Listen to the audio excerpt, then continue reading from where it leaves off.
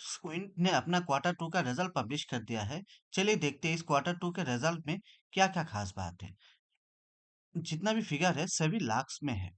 तो इस बार का रेवेन्यू तो देखा जाए तो क्या 111 करोड़ का है, जो लास्ट क्वार्टर में 826 करोड़ का था और लास्ट ईयर में 703 करोड़ का 733 करोड़ का था। सभी ये लाख्स में है तो इसलिए कन्वर्ट करने में थोड़ा दिक्कत होता है।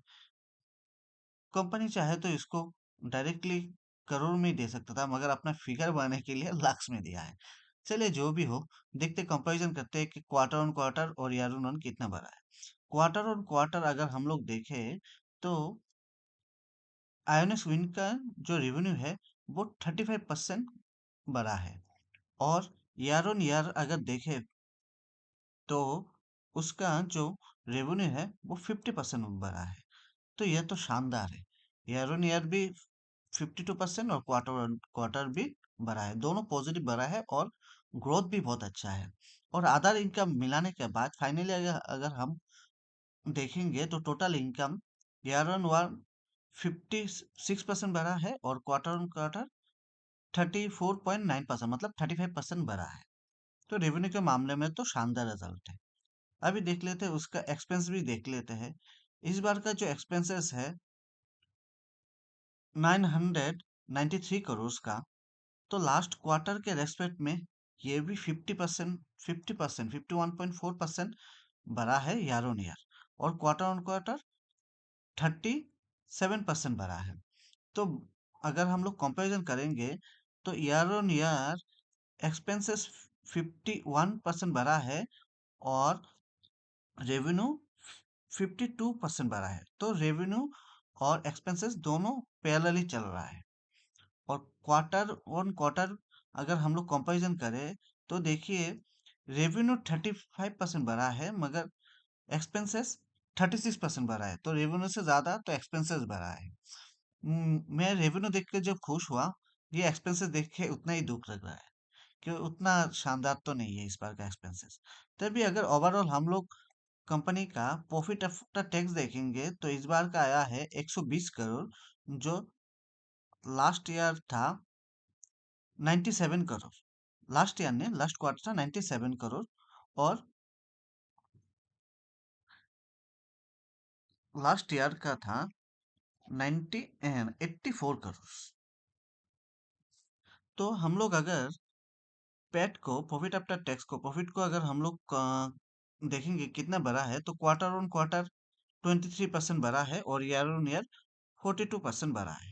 तो एक्सपेंसेस और रेवेन्यू दोनों बढ़ने के बाद भी प्रॉफिट तो मुझे अच्छा ही लग रहा है, क्योंकि ईयर ऑन ईयर 42% बढ़ा है और क्वार्टर ऑन क्वार्टर 23% बढ़ा है।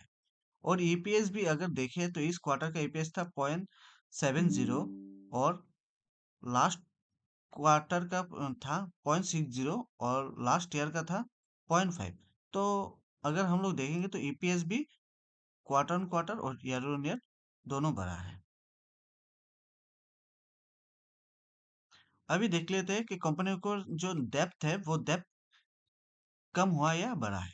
इस क्वार्टर में जो डेप्थ है वो लास्ट क्वार्टर के रेस्पेक्ट में कम हुआ है। लास्ट क्वार्टर में था 146 करोड़, और इस क्वार्टर में हुआ है 110 करोड़। तो बोरोइंग भी कम हुआ है, जो एक अच्छा है। तो अभी देखते हैं मैनेजमेंट ने क्या कुछ बोला है। तो मैनेजमेंट ने इस बार राइट इशू किया है। राइट इशू एक तरह का फंड रेजिंग ही होता है। 150 125 करोड़ का, करीब करीब 125 करोड़ का राइट इशू के द्वारा एक कंपनी फंड राइज करेंगे कि अपना कैपिटल को स्ट्रेंथन करने के लिए। और दूसरा है कि बोर्ड ऑफ दूसरा है कि एक होल टाइम जो डायरेक्टर पहले था उसको फिर से रीअपॉइंट किया है।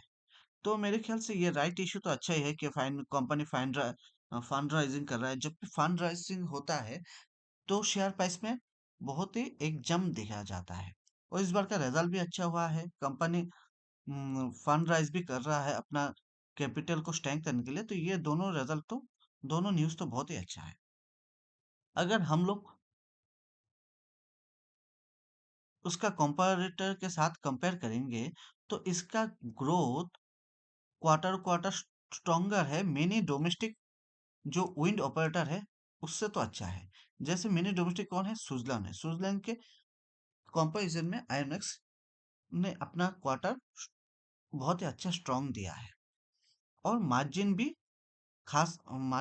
ठीक ठाक मेंटेन करके रखा है। अभी देखते हैं कि डिविडेंड दिया या नहीं। तो इस क्वार्टर रिजल्ट में एक बैड न्यूज ये है कि ना डिविडेंड डिक्लेयर किया है, ना बाईबैक, ना बोनस। इतना अच्छा रिजल्ट के बाद अगर एक डिविडेंड, बाईबैक या तो बोनस अगर कुछ दे देता तो बहुत ही अच्छा होता। चलिए, कुछ भी नहीं, देखते हैं कि मार्केट इसमें क्या रिएक्शन देता है। धन्यवाद।